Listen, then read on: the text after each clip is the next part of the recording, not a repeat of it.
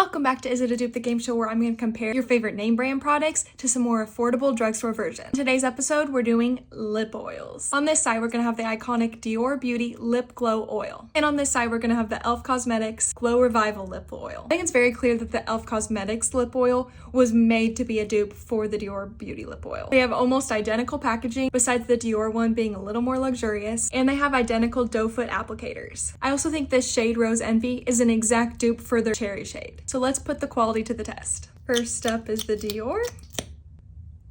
The consistency is sticky with the slightest tint of minty. It glides on like a gloss. This has a very subtle color to it. I think it's so close to the shade of my actual lips that it almost looks like I'm just wearing a clear gloss. It's time to apply the e.l.f. side.